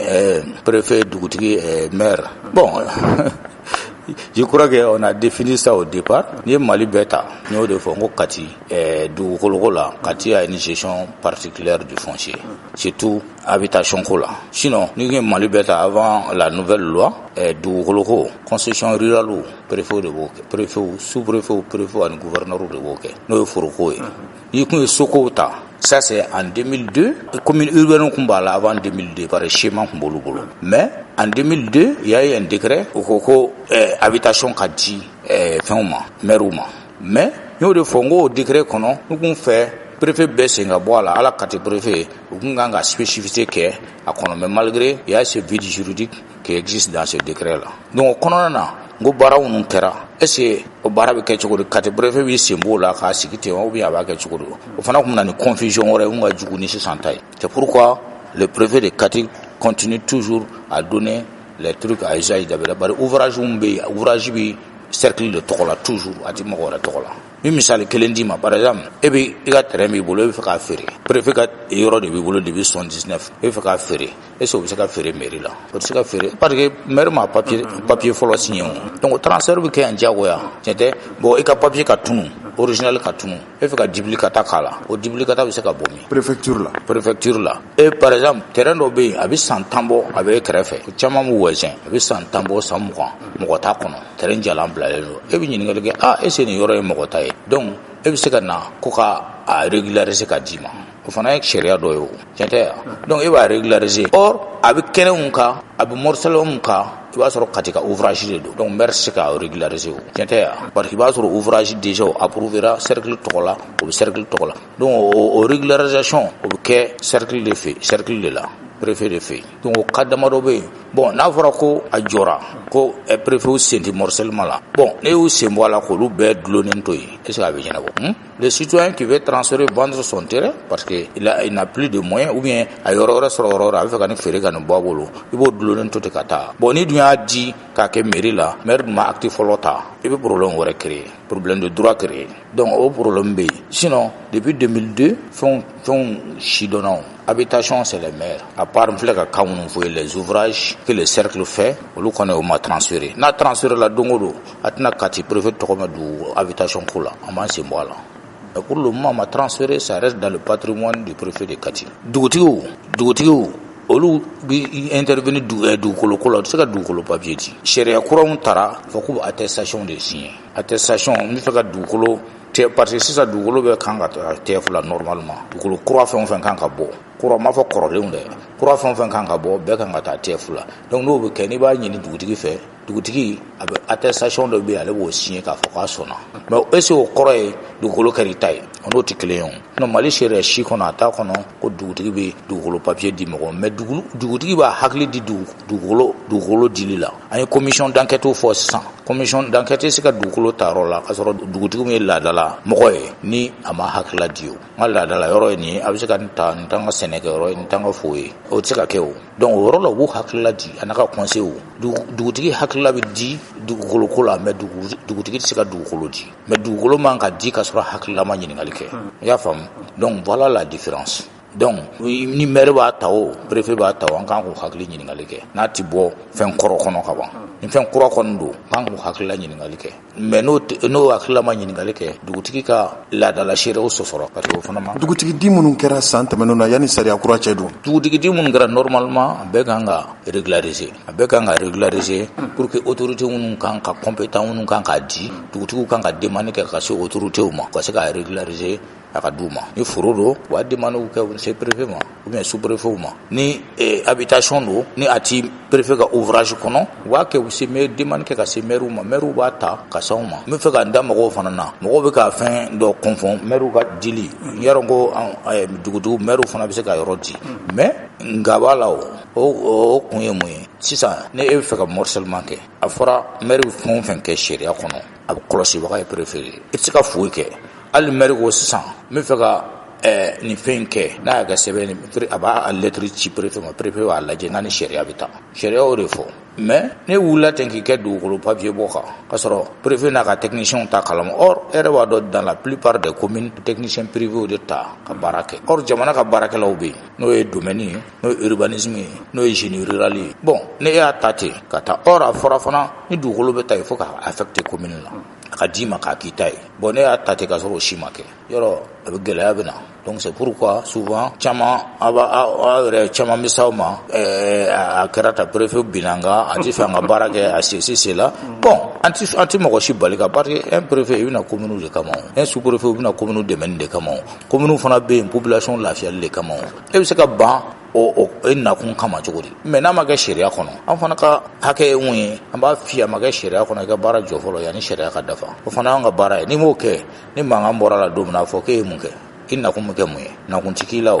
donc voilà un peu quelques communes bɛɛ tɛ dɛ mais quelques communes tuma dɔ la an n'u bɛ se ɲɔgɔn ma o la bon généralement yɛrɛ i b'a sɔrɔ an b'a kɛ population bɛ s'a ma k'a fɔ k'u ma sɔn population dɔw bɛ s'a ma k'a fɔ k'u ma sɔn n'u ma s'a ma préfet wuli a bɛ kɛ sinon morcellement caman bɛ kɛ kɛrɛfɛ i b'a sɔrɔ an tɛ kuma la o parce que mankan t'a la même n'a ma kɛ sariya kɔnɔ ni mankan t'a la a ma fɔ an ye an ma bɔ a kalama donc yɔrɔ ne ɲɛ tɛ gɛlɛya balo la o mais ni mankan kɔni bɔra la an b'a ɲini k'a da sariya ɲɛ kɔrɔ est ce que sariya batura ni sariya min bato an b'a fɔ maire k'a jɔ bon o caman de tɛ sɔn o ma parce que a ko ka ca ko sariya ko k'an ka baara kɛ sariya ko k'a ka baara kɛ mais n k'a ye nkan de fɔ a la a ko ko fɛn dɔ de ka kɛ yanni e ka baara kɛ o ou bien bon ne m'o bato yɔrɔ e tɛ se ka baara kɛ o donc voilà toute la problématique du foncier dans le cercle de quartier sinon n'an ye ɲɔgɔn faamuya k'an tɛgɛ di ɲɔgɔn ma a fɔra an ka tɛmɛ sira minnu fɛ ka tɛmɛ o fɛ bɛɛ ka tɛmɛ o fɛ ne fɛ gɛlɛya foyi tɛ k'a la lamɛnlibaga tun ka ca Mali kɔnɔ Mali kɔ kan hali maliyɛn minnu bɛ jamana kɔ kan kuma kuncɛ kuma b'i yɛrɛ fɛ k'a fɔ an ka baro in bila o kan wa bon kuma kuncɛ kuma min bɛ yen sisan an bɛ waati min kɔnɔ dɔrɔn k'o kuma fɔ an bɛ transition kɔnɔ or bɛɛ bɛ dugukolo ko ni mara kɛcogoya dɔn bɛɛ bɛ mara kɛcogoya dɔn an bɛ fɔ dɔrɔn mɔgɔw ye an ka ɲɔgɔn dɛmɛ ni waati gɛlɛn min b'an bolo waati gɛlɛn ka tɛmɛ n'o tɛmɛna sariya caman talen don ni a bɛ fɛnw na a caman ni waati tɛmɛna maliyɛnw ɲɔgɔn faamuya a sariyaw bɛ bato ka ɲɛ u baara ka ɲɛ u bɛ bato ka ɲɛ mais pour le moment an kɔni b'a ɲini kati mara cercle bɛɛ fɛ an ka ɲɔgɔn faamuya an ka se ɲɔgɔn ma an ka da ɲɔgɔn na an ka ɲɔgɔn ɲininka fɛn minnu bɛ yen o ka fisa an ka kuma ɲɔgɔn kɔfɛ ka ɲɔgɔn jalaki ka sɔrɔ i mana ɲininkali kɛ parce que fɛn caman bɛ yen bi fɔɲɔgɔnkɔ caman bɛ yen i b'a sɔrɔ kɔfɛ kuma de don sinon ne ye ne lamɛn ka taa karisa lamɛn généralement a tiɲɛna nkalon i b'a dɔn mais mun bɛ ka Mali mara gɛlɛya bi kɔfɛ kuma an bɛ kuma ɲɔgɔn kɔfɛ ka ɲɔgɔn jalaki ka sɔrɔ an t'a tiɲɛna nkalon an t'o dɔn donc f'an k'o bila an ka da ɲɔgɔn na an bɛ waati gɛlɛn min kɔnɔ an ko n'o ye transition an k'o dɛmɛ olu ka tɛmɛ nin waati ka tɛmɛ n'o tɛmɛna an bɛɛ ye kelen de ye an tɛ taa yɔrɔ wɛrɛw an bɛ sigi Mali baarali sira n b'a da jira ɲɔgɔn na sariya minnu kan ka ta a bɛ ta déjà baaraw bɛ sen na ka sariya kura caman ta n b'a sariyaw bato pour que Mali ka se ka basigi davantage donc kuma laban de kuma an fɛ an b'aw fana fo an b'a wale ɲuman dɔn n b'a jija n'a bɛ ɲininkali kɛ a bɛ tension caman bɔ fɛnw na a bɛ bisigili caman bɔ kow la parce que bisigili caman bɛ kɛ surtout an yɛrɛ préfet n'a ka service technique tɔgɔ cɛnnen don fɛn caman na i b'a sɔrɔ n'i y'a a nkalon ka ca n'a tiɲɛ pari bi mɔgɔw an tɛ siran Ala ɲɛ et puis bɛɛ b'i ka nafa kɔ n'i ma siran Ala ɲɛ i bɛ don fɛn caman na caman tɛ siran Ala ɲɛ bɛɛ bɛ don i ka nafa kɔ ne kɔni fɛ an ka ɲɔgɔn ɲininka ni fɛn min bɛ yen an tɛ wara ye an tɛ fo ye an ye adamadenw de ye puis an nana mɔgɔw dɛmɛni de kama ka gɛrɛ na fɛn minnu bɛ yen yanni ka kuma k'a bila réseaux sociaux kan ou bien radio kan o ka s'a ma k'a ɲininka komi a filɛ k'a kɛ cogo min na fɛn fɛn b'a la a kun n'a ɲɛɲɛ ala n'an jo t'a la n b'a fɔ an jo t'a la an bɛ fɛ ka dilan ta ka taa nin sira fɛ a kana taa nin sira fɛ an b'o fɔ mɔgɔw ye donc an bɛ fɛ k'o de fɔ an ka da ɲɔgɔn na an ka baara kɛ k'an tɛgɛ di ɲɔgɔn ma ala sago a sago an bɛ fɔ i ni ce.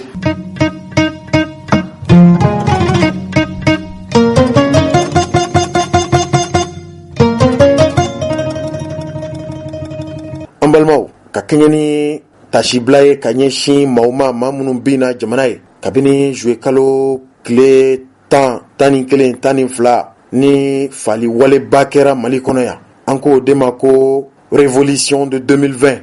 denmisɛn dɔw fara ninnu fara waati min na kunnafoni sɛbɛn o sɛbɛn b'an bolokɔrɔ bi olu y'a jira k'a fɔ ninnu tun bɛ ka Imam Mamudu Diko de lakana nka hali n'a y'a sɔrɔ maa wɛrɛw fara jamana yɔrɔ wɛrɛw la nin kuma min bɛ jamana kɔnɔ ni nin y'a san 2 ye san o san ni nin waati sera Imam Mamudu Diko ale bɛ jama dalajɛba kɛ Badilabugu ka se ka tasibila kɛ ka ɲɛsin nin maa ninnu somaw ma ani k'a ɲini jamana marabolo ɲɛmɔgɔw fɛ hakɛw ka kɛ kiri ka kɛ joona a ka dɔn maa minnu ye denmisɛn ninnu fa o kɛnɛ de kan sibiri tɛmɛnen Imam Mamudu Diko a ye tasibila kɛ ka ɲɛsin nin denmisɛn ninnu ma wa hali jamana in an ka tabiya kɔrɔ an'an taabolo kɔrɔw an bɛ ka olu minnu bila Imam da sera nin bɛɛ lajɛlen ma an ye seereya minnu sɔrɔ ka bɔ yen an ka Imam Mamudu Diko lamɛn. baara in tɛ dɔwɛrɛ ye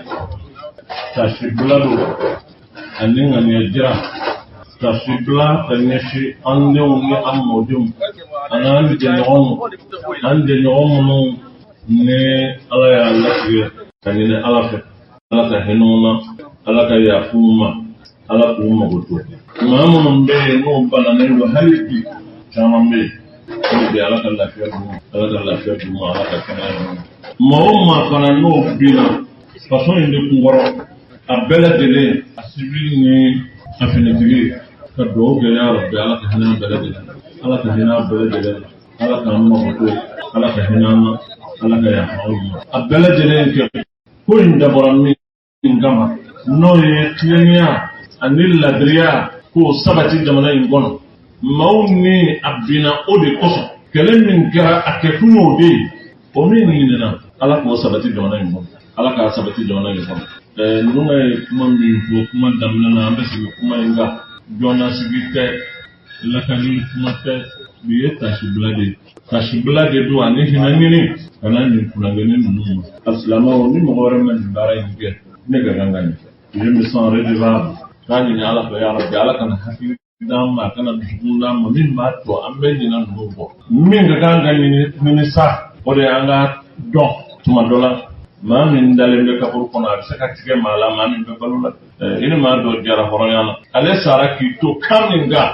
a n'aw jɛra kun min kama n'o ma k'o kɛcogo la o kɔrɔ ye tuma dɔ la su bɛ tigɛ ɲɛnama na an kana sɔn abada maa minnu ye su ye u ka tigɛ ɲɛnamaw na an kana sɔn o ma o tuma an na kun o de ye tasibila ye ani hinɛ ɲini Ala fɛ ka ɲɛsin an denw ni an mɔdenw ka ɲini Ala fɛ Ala k'o mago to a ka yafa an yɛrɛw ma an ka jamana Ala k'a kisi k'a tɛmɛ tɔɔrɔw ni gɛrɛgɛrɛw minnu kɛlen bɛ k'an lamini Allahu subhanahu wa ta'ala de bɛ se k'a bɛɛ lajɛlen nɔgɔya ya Rabbi Ala k'a bɛɛ nɔgɔya ya Rabbi Ala k'a bɛɛ nɔgɔya. Le seul qui a essayé de réhabiliter les autres c'était à sa formation. Bon kelen min y'a ɲini hakili to dɔ tɛmɛnenw na fili min kɛra tɔw fɛ ale kana bi o kɔnɔ parce que a ye kalan sugu min kɛ a n'a formé cogo min o ye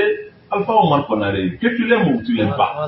i b'a fɛ i t'a fɛ o ko tɛ o l'acte qu'il a posé. C'est la réhabilité Amadou Diko, qui a réhabilité, Fidel Sissoko, qui a réhabilité, Ibrahim Lu, qui a réhabilité, Modibo Keïta. Il l'a fait parce que c'est un historien. Abba Cordon, ce monsieur, voilà ici, le premier président élu démocratiquement, il est déjà dans les oubliettes de l'histoire. Et quand Madame Mali Jeunesse, avec Alpha qui est référencié, avec un discours d'eau à l'eau, pourtant il en a fait des discours mémorables. Ça, c'est le mérite. Avec ça, vous pensez que en métamie, oui, mais il pourrait me souvenir. Non.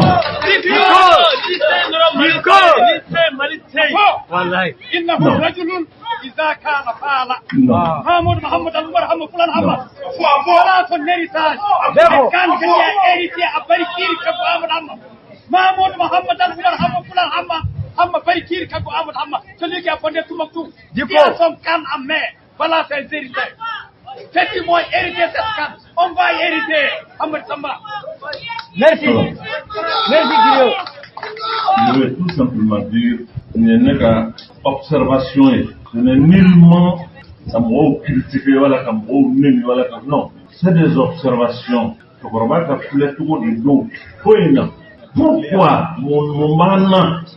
a répondu d'ouvrir les mines parce que on a jamana tabiate mami manque. Hadi tilegele do ika sara ko dula autant moi jamana dambi na kera do fandi da hotel les valeurs sur lesquelles notre société fonde il faut que les valeurs ou ka famo ala belebele la reconnaissance du bien-être on be waso ni fendo e fati a figuro sini on barate asoro la wali monde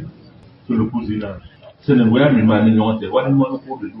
do de hereke doy o yi kanika ko hali ibonzo mana ke ove nya yoro na efo fe geneda obeku ubo wasi uka bonzo na karila kawa fo kana tema anu je ni herete o de ake ni ati ni na ya jamu fi hali kumfunu na ibi mani c'est un fact sincèrement on ga jamana kon hali bagan mu dans la vie où sera ka fendo ke ma do e o kera sababu e ka kiti o tigila mo ba fo abonzo ya bono wi ni bagan masina ni antana ya kana c'est un signe de reconnaissance. Mais on doit étudier l'histoire de notre pays. Au-delà de ça, il faut interroger le génie malien. On a interrogé avec quoi Chaman Zora, mi mam la sera. Et même ma Chaman yebi, deux dollars sur le cas Kabila nous patola. Oiseau d'obé, un baran d'obé au cadre. Avant vous connaissez Antana, mais à autre moment de voilà. À ce moment-là, nous voulons atteindre nous. Après le parlement, nous avons fait c'est un signe de reconnaissance. Faire de témoignages. Au Kosovo, on non Kosovo. Et vous faites une qui est haramou et qui fait Kabila ni Bwana Bega, Atana ni Bega, en signe de reconnaissance. Voilà les valeurs de notre pays. La deuxième chose qu'on est en train de perdre, qu'il ne faut pas faire, c'est le respect de la parole donnée. Le respect de la parole donnée. Et quand tu gagnes un horaire, quand tu katigana horon kana horon do ye tenne dunyana no kana kitore min tenya ko do la katigana voilà comment les gens giraient mo kadi to na wo di we ka kalini ire kundambe a do horon la ne se ka do ela et se ka kan boy ka do refo ay voilà les problèmes qu'on a de mon point de vue il faut que vie en mettant en maintenant nanga me wuli en mettant nanga metanya fe en de ni adama de tanado amene wali monombali ya tanade boron ka kuma fo ka tlaka dore fo ya tanade amwa jamana to don il faut que les nouvelles générations ou ka femme min gadire mbo fo min gadire mbo ke mbetalo ndamala c'est tempo mami non o te foron dambe il faut éviter ça il faut pas pervertir notre jeunesse aïe kama oubla ou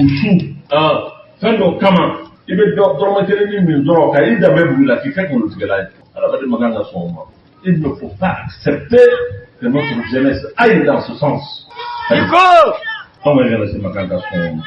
nous sommes un grand peuple une grande nation en un tour dans là en nation faut pas qu'on ridiculise notre pays pas ridiculiser le pays on est fait jamana be sur les réseaux sociaux ni on bourgeois ni on neni ngaloda ni on na ni quoi du fond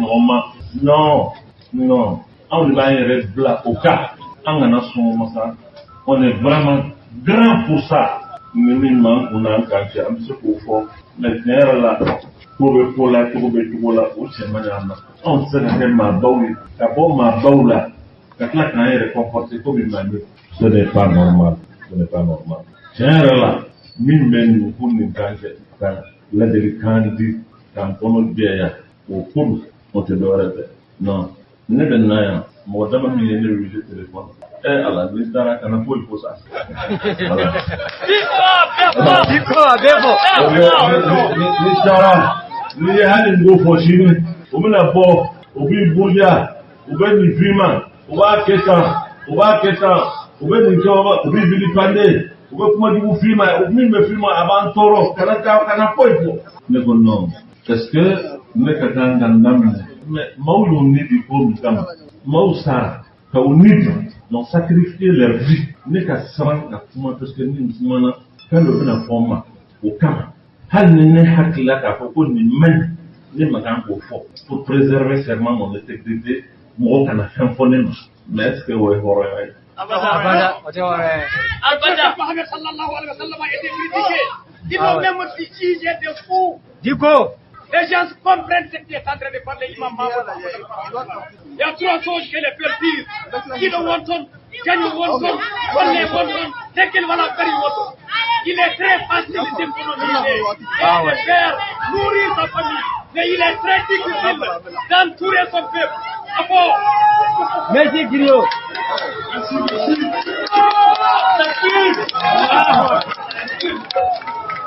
Vraiment. Bon, c'est une façon de parler. Moi, je suis aguerri. Voilà, on connaît. C'est une approche pour moi. Il y a 40 ans quand même que je suis sur la scène. Donc, 22 000 années, partir de où est l'année du royaume, plus de mon fond maintenant.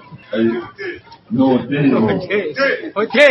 Il n'est pas difficile d'être imam pendant 40 ans. Mais il est très difficile d'hériter l'imam. Plus de c'est son héritage. Merci Guillaume. Merci. Vraiment, après tout de bâtir, n'a pour qu'un pendant derrière, moi, Dieu,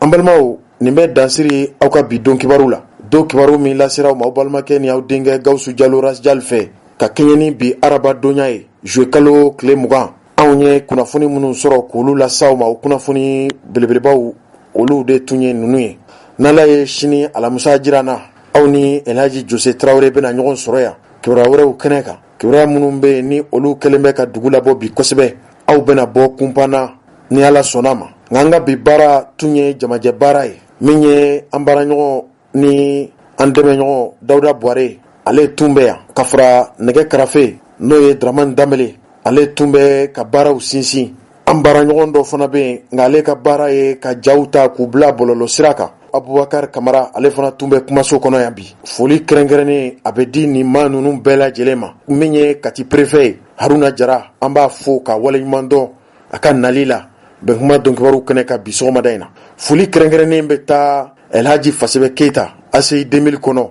an tɛ ɲinɛ ka Katibugu dugutigilakaw alimamiw Mande dugu 25 an ka foli bɛ sa bɛɛ lajɛlen ma an b'a fɔ Ala k'an si bɛɛ ka sini dɔnkibaru makɔnɔ